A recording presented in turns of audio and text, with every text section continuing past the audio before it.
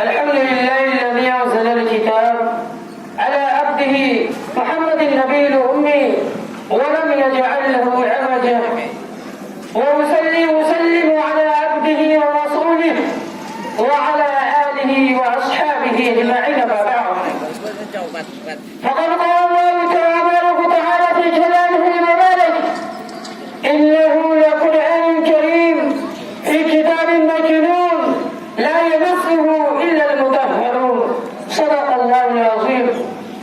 وقال نبينا سيدنا محمد صلى الله عليه وسلم: خيركم من تعلم القرآن وعلمه، أو كما قال عليه الصلاة والسلام.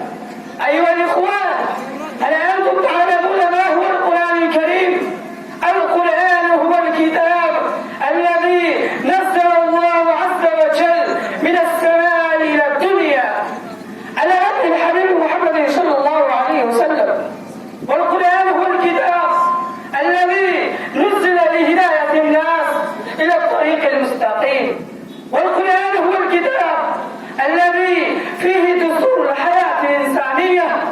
والقرآن هو الكتاب الذي فيه شفاء للناس بما في الصدور.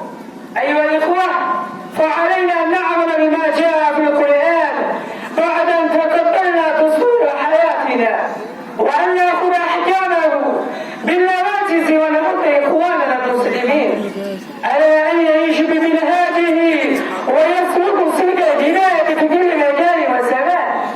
ولكن نحن نعلم جيدا أن كثير من إخواننا المسلمين لا يتوجهون إلى هذا التنزيل العزيز وأحكامه ومسائله، ويكون حياة حرا طليقة عن كل أمر من أوامره، وهم لا يحبون أن يكونوا جزءا واحدا من القرآن للبركة واليمنة بالإضافة إلى ذلك.